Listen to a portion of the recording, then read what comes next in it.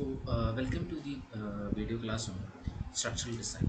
So far we have discussed about the material used in concrete. Then we have discussed about the various what are the grades of concrete is stress strain behavior. Last class we have discussed about then what is steel, what are the grades of steel is stress strain behavior, etc. So these are the things that is, for example, for a quick review, this was the sustained behavior which we have studied last class. Okay. Now coming into design, that is, design means I have said that in order to that is design primarily means how we have to find out the dimension of a particular element of a structure. Element means can be a beam, column, footing, slab, etc. So in order to fix the dimension as well as the reinforcement needed, that is meant by design. So design is a process which has been developed by the years of experience. Okay. Concrete design. So here in this video we will be studying about the various design philosophies, that is how the present day, in what stage of design we are standing now.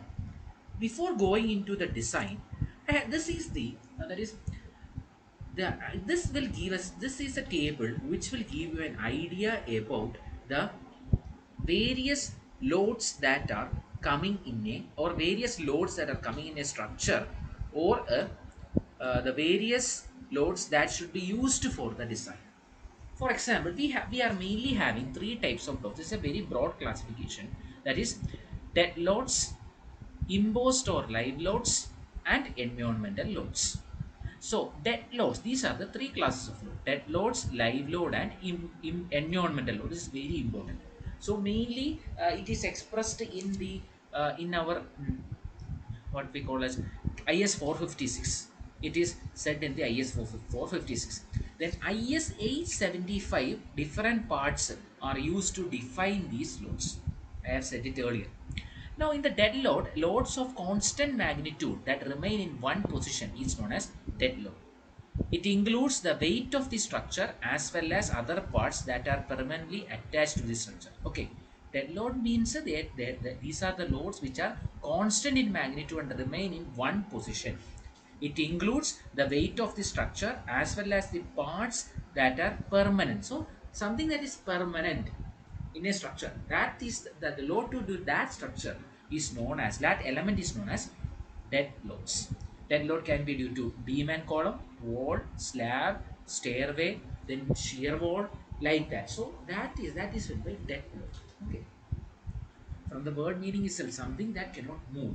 So that is by dead load. Okay. Now coming into the imposed or live loads, that is loads that can change in magnitude and position. Loads that can change in magnitude and position is known as imposed or live loads. So what are the live loads that are coming?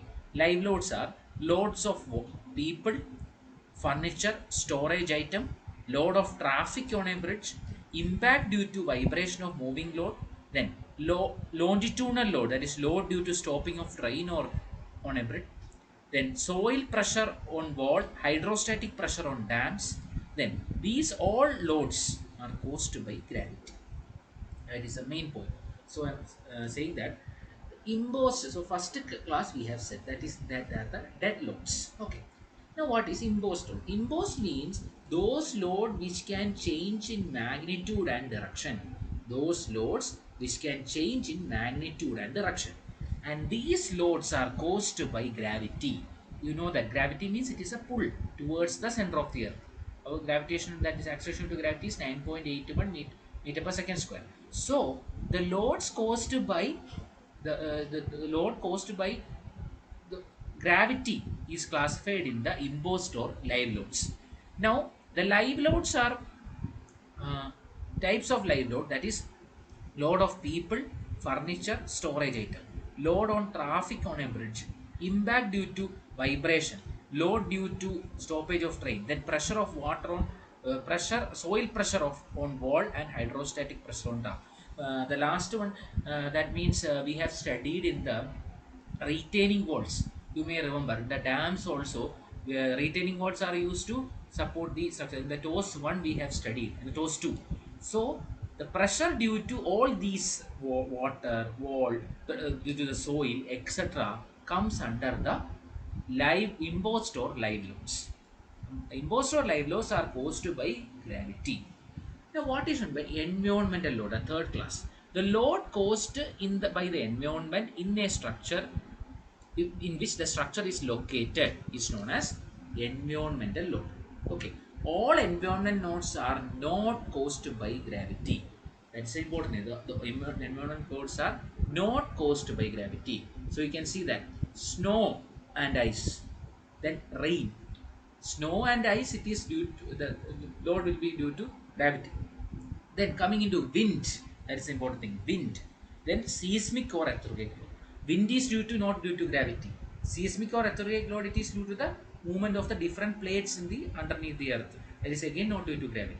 So the loads which are not only which are caused by not only gravity is coming under environmental load, and environmental load are loads depend upon the place in which the particular structure is there. Because for in India, if we are in our Kerala we are considering there is snow and ice is not there, therefore we will not have such a case. But rain, then wind, see, earthquake can be there.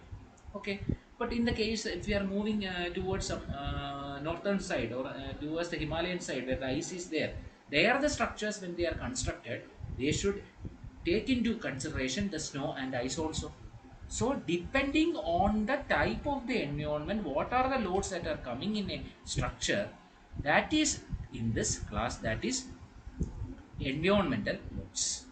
So in generally, the loads that have to be used for design in a structure are divided into dead load, live load, and environmental load. Okay, the loads that have to be applied in a structure depend upon dead load, live load, and environmental load.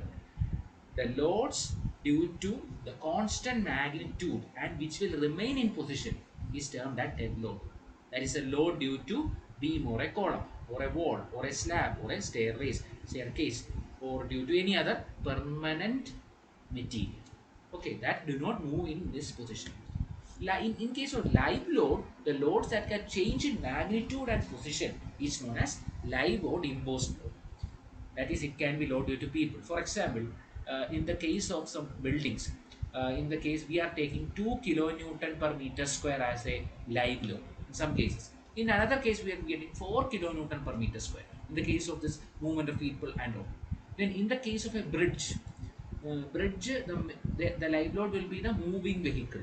Okay, so in order to design a bridge, we are mainly using, in order to find the load, we are using a another code is used.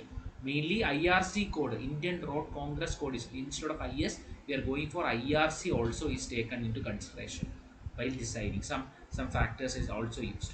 Then the last case it is, that is another important thing is that imposed or live loads are due to the gravity. They are caused by gravity. Environmental load means they are not only caused by gravity. They can be due to gravity and cannot be due to gravity. So the loads caused by an environment in which the structure is located. So the environmental load depend upon the location of the structure. Okay, that is the environmental load. Now let me give you that means, so this is the IS 456.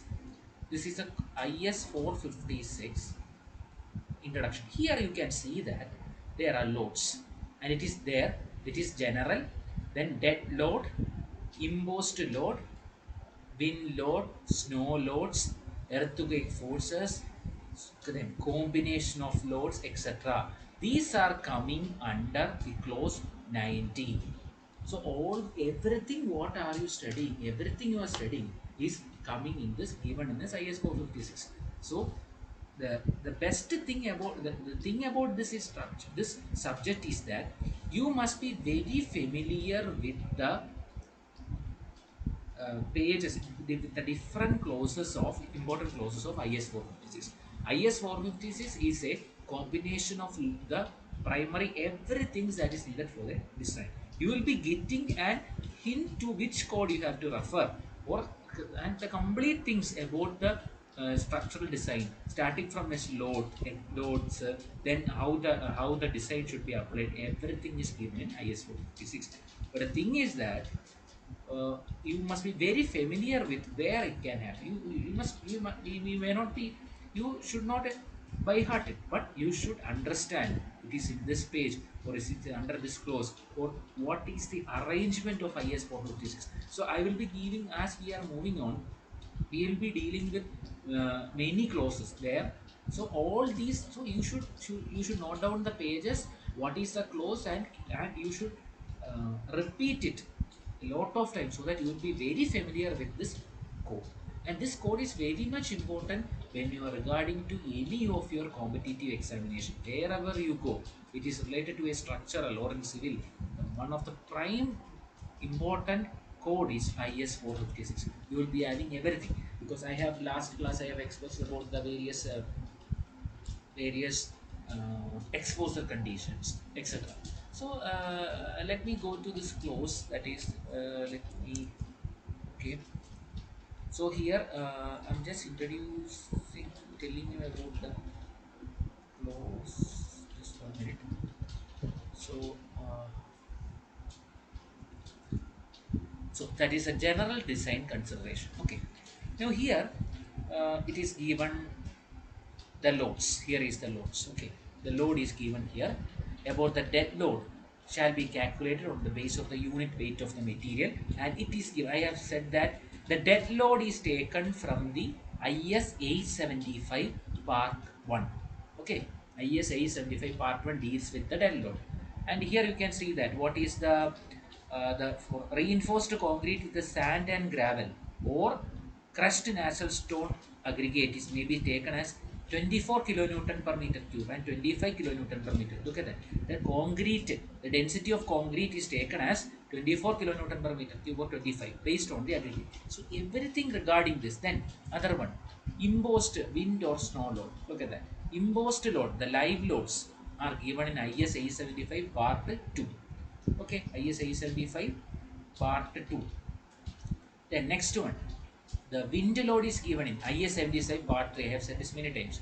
Snow load is given in IS 875 part 4. Then earthquake force is an important thing. That is given in IS 893. IS 1893. 1893.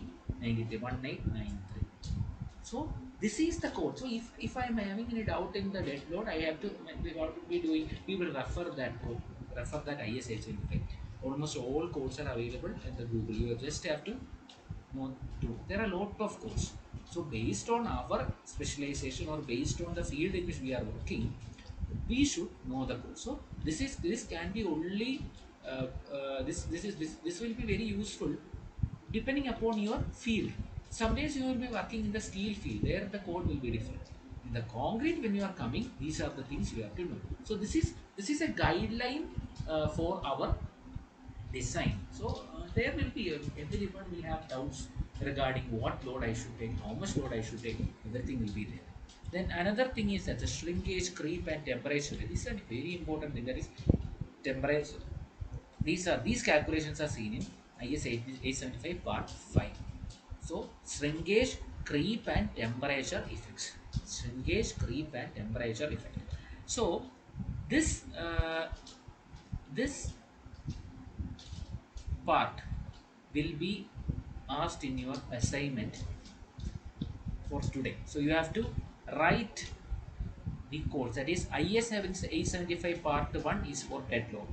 IS 875 part 2 is for imposed load. Part 3 for wind load. Part 4 for snow load.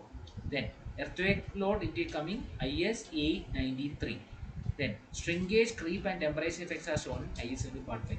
So in the assignment I may be asking, so you be very careful also. Now, in this other details are, this is one important thing, the combination of loads. So, in a structure there will be lot of combinations. So, how these, that is, if I am designing a structure, there will be dead load, there will be live load, there will be other wind load or earthquake load or snow load or rain load, etc. So there is a guideline for its combination. That is how much I have to take. It is also given in this structure. So, okay, that I will be explaining soon. So these are the loads which we have to take when we are designing the building. Okay. So even though a lot of loads have been introduced to you, at, that is if you are for example, wind load and earthquake. That is always dead load will be there and live load will be there. But wind load, because there is a combination in which we are taking these loads. So sometimes if wind load is taken, we will not be taking earthquake load. If earthquake load is taken, we will not take wind load. That is based on the combination only we will be designing. That means, for example, while we are designing it, while we found out the reaction of a beam, support reactions, we found out, I will find out the total load. That is sigma fx is equal to sigma vertical forces is equal to 0. So the total load we will be finding. That is when by the total load on a structure will be a combination of all these. It will not be a combination like just adding dead load plus live load plus wind load. There will be some factors. Okay. So I will explain that. Now let us come to the real the importance of this video class, that is design philosophy. So, what is design philosophy? Design philosophy structure may be regarded as the process of selecting proper material, proportionate elements of the proportionate elements of the structure. That means selecting the material means if concrete is used or steel is used or any other material is used for construction, for selecting that, then also for proportioning. Proportioning means it's the dimension. What should be its dimension? What should be breadth, depth, etc. So, so designing philosophy is mainly done according to the art, engineering, science, and technology. Okay. Then philosophy can be divided into two ways. First one, there will be some few fundamental assumptions, and there will be a procedure. That is, you have studied about lot of laws. That is Hooke's law. Then for bending equation here, there is some assumptions. So in design philosophy also there are some assumptions and there is a procedure. So that is mean by design philosophy. Okay, so design philosophy, the philosophy can be divided into two. There can be few assumptions and there is a procedure. Anyway, now this is the important slide about the design philosophy. Okay, so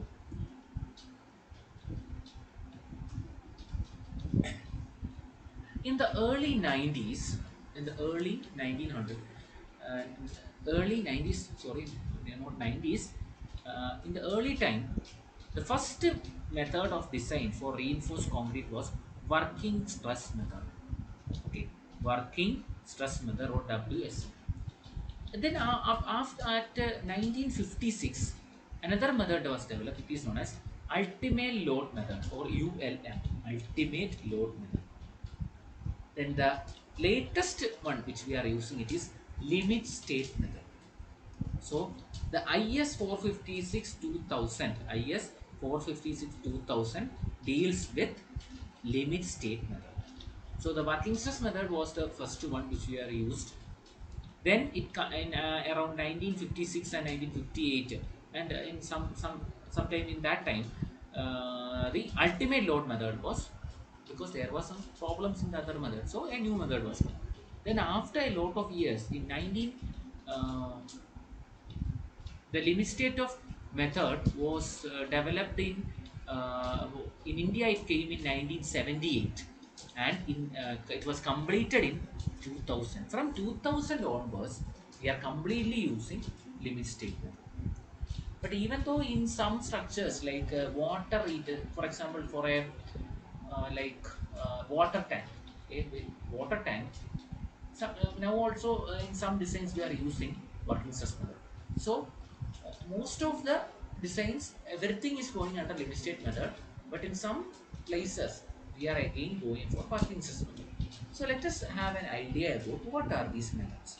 So in your subject, we are only focusing on limit state method. But before that, you must know what is its history. So a brief history on working stress, ultimate load method, and limit state method. How it developed, how it developed, not what are the changes. So what was the earlier, how it was designed, etc. So coming into working stress method. So working stress method is the traditional method of design not only for reinforced concrete but also for steel and timber. Working stress method was used.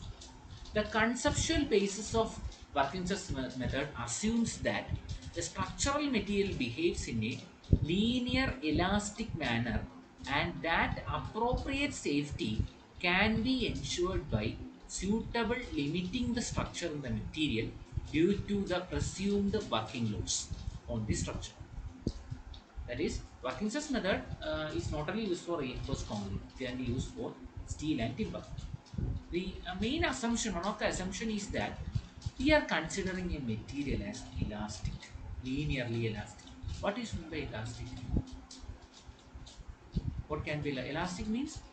For example, think in the case of a beam of a steel. We have studied about various regions, elastic region, plastic region. So, what is elastic? Elastic means stress is directly proportional to strain. That means if we are unloading in the elastic region, it will be coming back. That is elastic. That is under Hooke's law. So here, so the material, the structural material is always taken as a linear elastic material. Then it assumes that both the steel and concrete act together and are perfectly elastic at all the stages. Perfectly elastic at all the stages. Okay, that is, this is the first working stress method only. In the initial stages, we are saying, and hence the modular ratio can be used to determine the stress in steel and concrete. So, what is modular ratio? I will explain it. I will explain next slide. Now, next one, the stress under the working loads are obtained by applying the strength of the material like simple bending theory.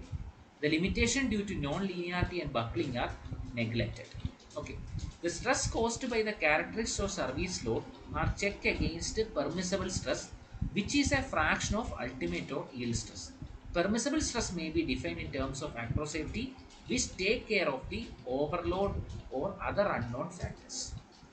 Okay, I know that you may not be clear what I have said. So, in a way, I can say that working stress method, it is the first method, traditional method, which was used, and it was assuming that the concrete and the steel will be acting together at all the stages.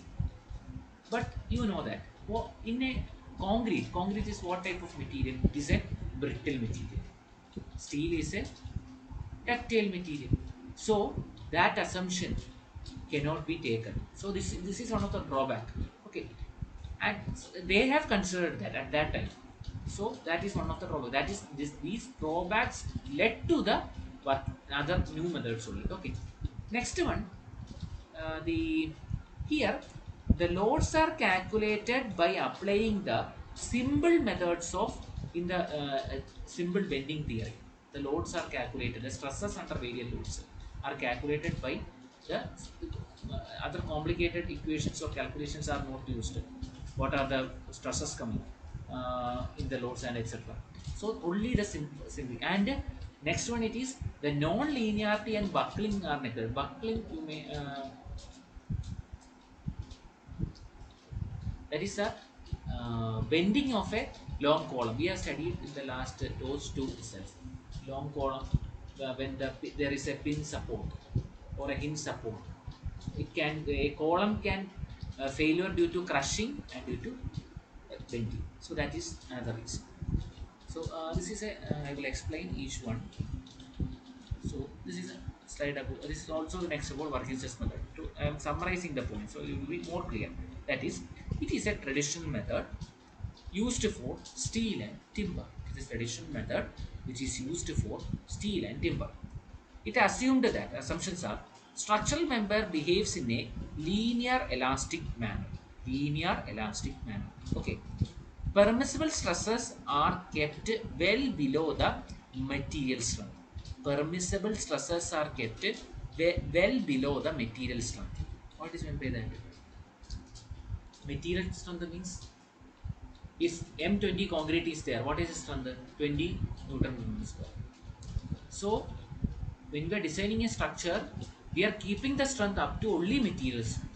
In the design method, third assumption, in the design method, members are designed to never go beyond the elastic range.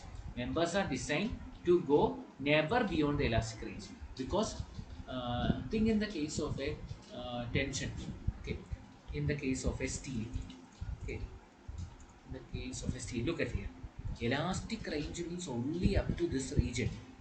So while designing, we will be taking the load. We are assuming that only up to this, this is a load. This is taken, but there is another entire region is left behind. So in the working stress method, only up to this region. That means from zero to this elastic region was considered. So what is the main disadvantage of that? Because we are taking the maximum load carrying capacity of a member only up to elastic range. But the real member can take more load. So that is another disadvantage. Now the allowable stress, that is the what is the allowable stress? It is determined by yield stress or ultimate stress divided by factor of safety. So here is another important thing, that is allowable stress. Allowable stress means if I am designing a beam, then what is the allowable load in that is equal to yield you all know. What is meant by ultimate? The ultimate load is a maximum load divided by factor of safety. Okay. And yield is taken in case of ductile material, steel. Ultimate is taken in case of concrete. Now, the factor of safety of concrete is taken as 3 and steel is taken as 1.78. That is high factor of safety is taken 3 and 1.78. In the last class I have explained that we are taking in the that is here, we are taking a factor that is here, look, that is here gamma S and gamma D. So what we have taken 1.15 we are taken, okay, but in this case we are taking 1.78. So what is the change happening here? It is the total this is a sustain curve of a HYST bar. So of FE 500 grade, FE 500. So then its load carrying capacity is assumed as 500 divided by 1.7 is only 280. Okay, but now we can look here. This is a case of a, so here the load carrying capacity of 500 will be F 500 divided by 1.15 only. Therefore the load they assume it can take up to a more load can be taken. So that is the reason. I can show you the figure. Okay. Okay. So if the total load carrying capacity was 500, but in working stress we are only taking up to 280. So what is the problem in that? That is, we are not taking the, we are designing a structure in such a way that we are assuming that the structure can take a load only up to its elastic range. So that will lead to very uneconomical design. That is, if a structure is having, it is having a high capacity. For example, I am having a truck and I am assuming that only half of the truck can be filled. Okay. So what will be the final problem? That is, if I am packing some material, only half of the material can be transported. Therefore, what will happen? It will become uneconomical. But if I am thinking that 3/4 of the truck can be filled, so I am taking more load. I'm giving more load, so it will be becoming more economical. So that is a, I'm just comparing. So like in this case, here I steel is having a grade of 500 Newton per meter square and I am using factor of safety of 1.78 and I am getting a strength of 280 only. But if I am using the other method, I will be getting more than 280. That is near to 500 itself. I will be getting around 435. I think so. It is 435. I will be getting. So that is the change. So this was the earlier time. You may see that all the buildings. You just imagine. You just observe. Some of the buildings are having large, thick walls. Then they are having very large columns. So this was the reason why these were given large dimensions. But now just look into construction. We are having very small columns. The columns are now inbuilt in the walls itself. We cannot identify there is a column or not because it is made in the form of a shear wall or any within the wall. So that is a change that happened over the time. Okay. Now, in the working stress method, when we apply the load, stresses induced in a material and we calculate them using the principle of SOM only, strength of materials only. But nowadays, we are using many other methods are used. The reinforced cement concrete is a composite material. It has two different material, concrete and steel. To apply the principle of strength of materials, we use the concept of strain compactability. I will explain strain compactability. Strain developed in steel and surrounding concrete at any load is equal.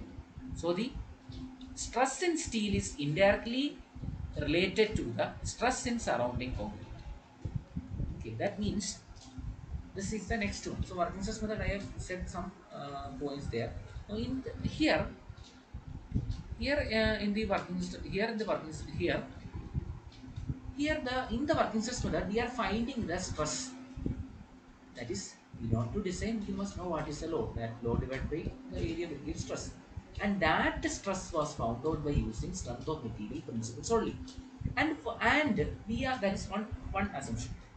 And it considered that the strain in concrete and in steel are almost the same. Strain in concrete and steel are almost the same. It is not the same case because strain in concrete, that's the changing length divided by original length in concrete and that of a steel. It is not one, it is not the same, it is different. But in working stress method, it is assumed that it is same. So based on that assumption, this working stress method they are using a ratio called modular ratio. That is, it is taking that modular ratio, it is the stress in steel divided by stress in concrete. Stress in steel divided by stress in concrete. Again, that can be stress means it is Young's modulus, stress by strain is a constant, or stress is equal to that constant into strain. That constant is in elasticity, it is according to Hooke's law, Young's modulus, modulus of elasticity. So, stress in steel is equal to strain in steel into modulus of elasticity of steel divided by strain in concrete into modulus of elasticity of concrete. But according to working stress method, this strain in steel is equal to strain in concrete. That is this one, this numerator and this numerator, these factors are equal because that is an assumption of, that is not equal, but it is an assumption of working stress method. So in that way, in working stress method, a ratio was developed that is known as modular ratio. That is in the first year there is a term called modular ratio. I said that I will be explaining that. So this is modular ratio. Modular ratio means it is the ratio of modulus. These two are equal, so we can cancel this. Therefore, it is the ratio of modulus of elasticity of steel to modulus of elasticity of concrete. That is, these two are equal. This one and this one, both are equal. So we can cancel that. Okay. So this one and this one both are equal. Therefore, we are cancelling that, and so we will be getting modular ratio. It is the modulus of elasticity of steel divided by modulus of elasticity of concrete. So since this ratio is used, modular ratio used, working stress method is also known as modular ratio method. Modular ratio method. Both are same. Okay. So working stress method is known as modular, also known as modular ratio method. Okay.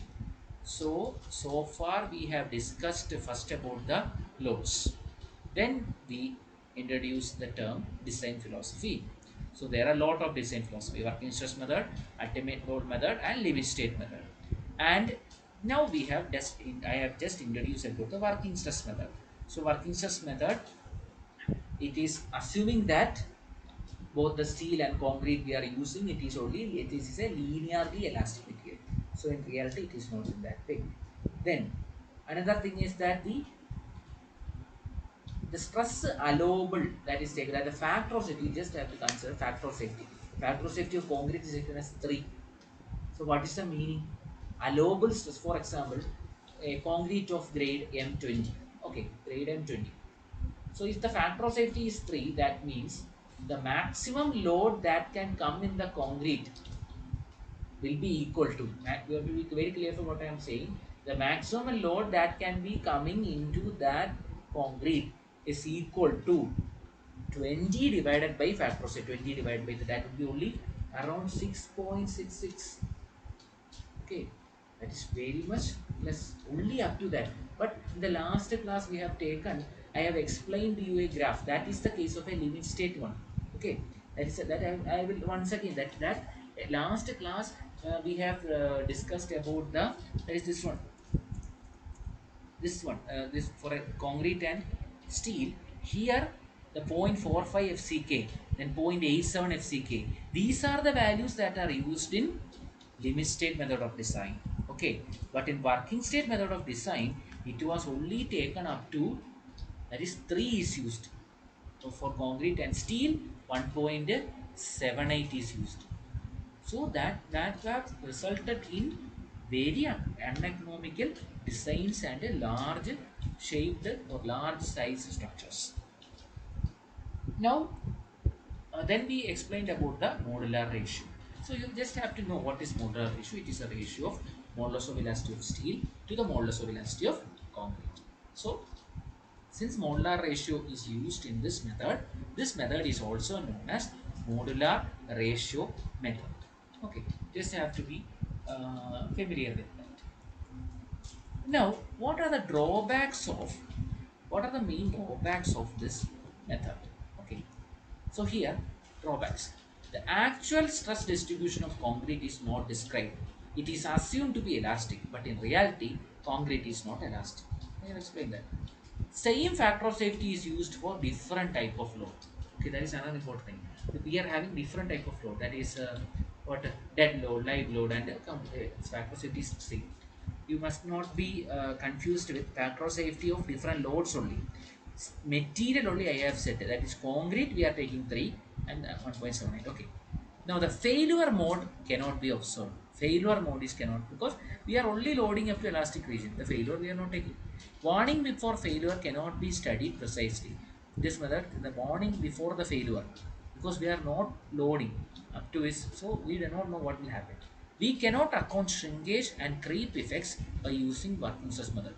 We cannot use account for shrinkage and creep, because shrinkage and creep are one of the very important factors which affect a structure, especially in the case of large structures, that is or big buildings or beams or dams or regulators, anything. As the size increases, the creep effect. Creep means what? What is it by creep? Creep means if I am giving a load to a structure, it will extend. Okay, if I am pulling a substance, pulling a pulling some material, it will extend.